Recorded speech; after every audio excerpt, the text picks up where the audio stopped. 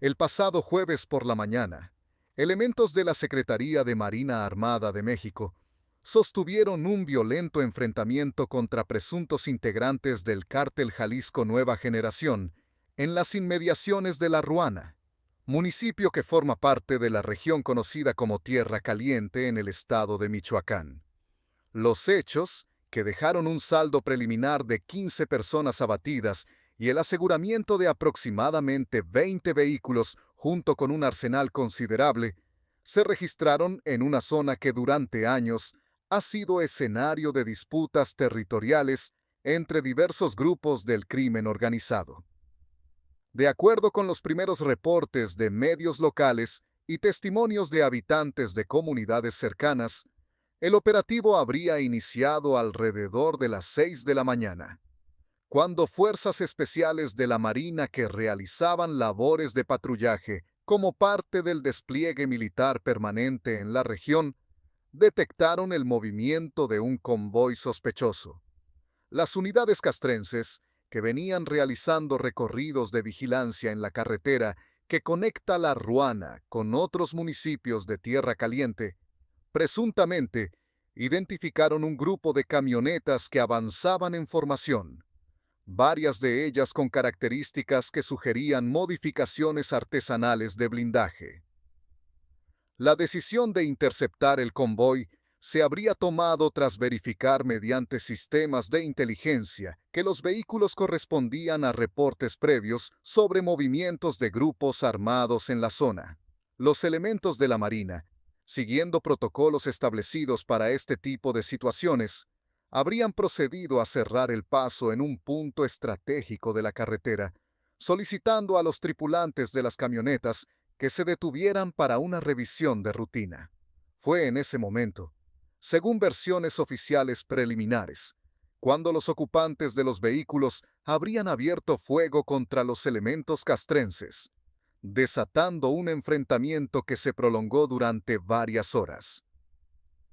Testigos de rancherías cercanas reportaron haber escuchado ráfagas intensas y continuadas de armas de alto calibre, así como explosiones que presumiblemente correspondían al uso de granadas o lanzacohetes.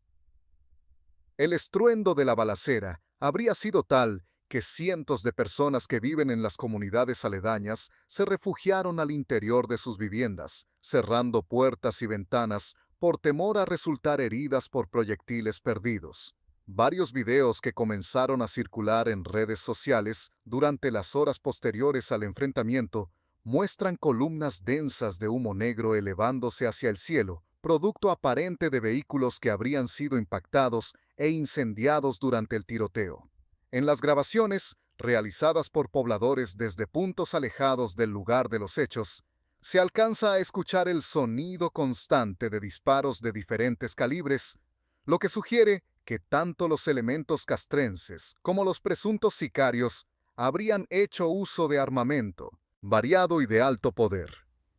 La respuesta de la Marina, de acuerdo con información extraoficial proporcionada por fuentes cercanas al operativo, habría sido contundente y coordinada. Elementos de fuerzas especiales desplegados en tierra habrían recibido apoyo aéreo de helicópteros artillados que sobrevolaban la zona, permitiendo establecer un perímetro de seguridad y evitar que los presuntos agresores pudieran escapar del cerco o recibir refuerzos de otros grupos que operan en la región. Las tácticas empleadas habrían incluido maniobras de flanqueo, uso de cobertura vehicular y coordinación constante mediante sistemas de comunicación encriptada. El enfrentamiento, que según diversos testimonios se habría prolongado por más de 2 horas, finalmente concluyó cuando los elementos de la Marina lograron neutralizar la amenaza.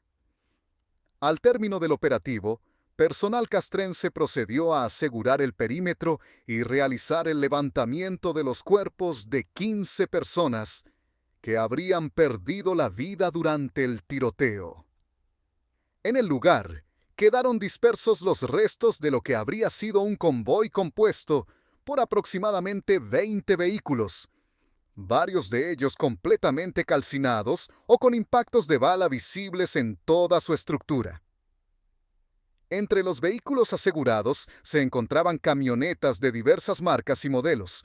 muchas de ellas de lujo y con características que sugieren que fueron adquiridas o robadas específicamente para uso operativo de grupos criminales. Reportes preliminares indican que entre las unidades había camionetas Ford Lobo, Chevrolet Cheyenne, Toyota Hilux, Nissan NP300, Dodge Ram y otros modelos que son comúnmente utilizados por células armadas debido a su capacidad de carga, potencia y posibilidad de adaptación para blindaje artesanal. Varias de estas camionetas presentaban modificaciones notorias.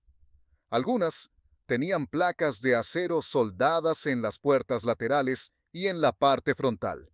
buscando crear una protección rudimentaria contra disparos.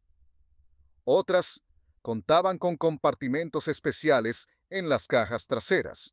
diseñados presumiblemente para transportar armamento y municiones de manera oculta. También se identificaron vehículos con sistemas de comunicación de largo alcance instalados, incluyendo antenas de radio de alta frecuencia que habrían permitido a los presuntos sicarios mantener contacto constante con sus centros de mando. El arsenal decomisado en el lugar habría sido considerable, evidenciando el nivel de preparación y capacidad de fuego con el que operaba este grupo. De acuerdo con información proporcionada por fuentes militares, entre las armas aseguradas se encontraban fusiles de asalto de diferentes calibres, incluyendo rifles AK-47, conocidos popularmente como cuernos de chivo,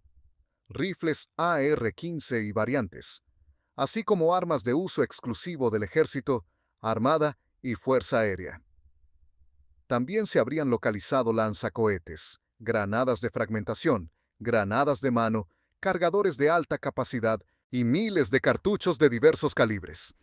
Entre el equipo táctico decomisado se encontraron chalecos antibalas con las siglas presuntamente correspondientes al Cártel Jalisco Nueva Generación bordadas o pintadas, cascos balísticos, rodilleras, coderas, sistemas de comunicación de radio, dispositivos GPS,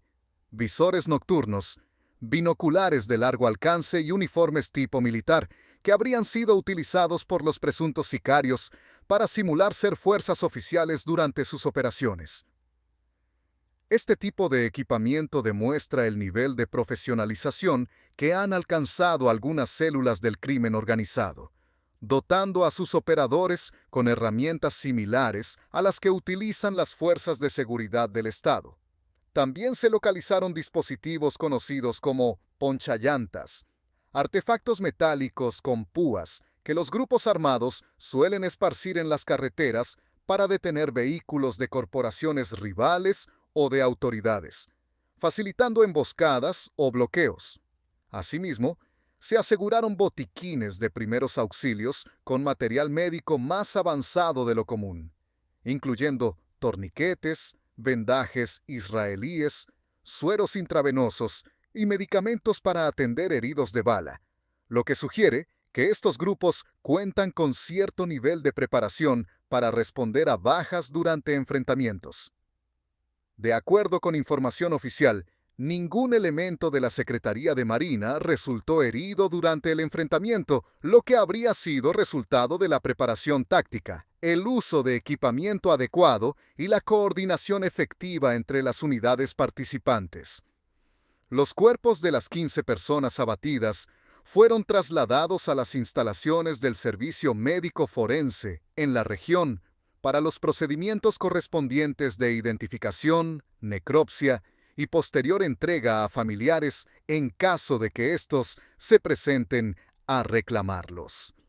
Hasta las primeras horas posteriores al operativo, las autoridades habrían logrado identificar plenamente a algunos de los fallecidos,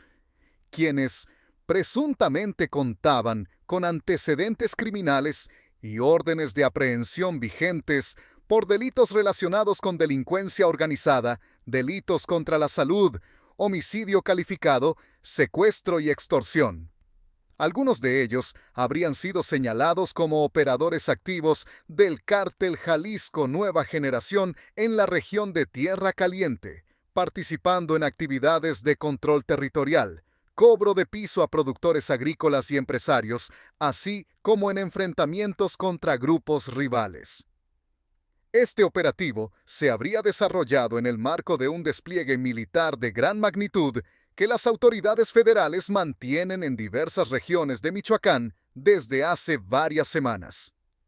Cientos de elementos de la Secretaría de Marina, del Ejército Mexicano y de la Guardia Nacional se encuentran desplegados en puntos estratégicos del Estado, realizando patrullajes constantes, estableciendo puestos de revisión, ejecutando cateos en inmuebles señalados como posibles centros de operación criminal y realizando operativos de inteligencia para localizar y detener a presuntos líderes de organizaciones delictivas. La región de Tierra Caliente, donde se ubica La Ruana, ha sido históricamente una de las zonas más conflictivas del estado de Michoacán. Su ubicación geográfica, sus características topográficas y su importancia como corredor para el trasiego de sustancias ilícitas la han convertido en un territorio altamente disputado por diversos grupos del crimen organizado. Durante años, esta región ha sido escenario de enfrentamientos violentos entre células armadas, ejecuciones, desapariciones, extorsiones masivas a productores y comerciantes, así como de la presencia visible de convoyes armados que circulan con relativa impunidad. La Ruana, específicamente, es un municipio que ha vivido ciclos recurrentes de violencia. En el pasado, fue uno de los epicentros del movimiento de autodefensas que surgió en Michoacán durante los años 2013 y 2014, cuando grupos de civiles armados se organizaron presuntamente para defenderse de las extorsiones y abusos de grupos criminales. Ese movimiento, que inicialmente tuvo respaldo de amplios sectores de la población, eventualmente se fragmentó, y algunos de sus integrantes fueron señalados de terminar aliándose o formando parte de las mismas estructuras criminales contra las que supuestamente luchaban. El Cártel Jalisco Nueva Generación, organización señalada como responsable del convoy interceptado, es considerado actualmente uno de los grupos criminales más poderosos y violentos no solo de Michoacán, sino de todo México. Fundado presuntamente a inicios de la década pasada por Nemesio Oseguera Cervantes, alias El Mencho,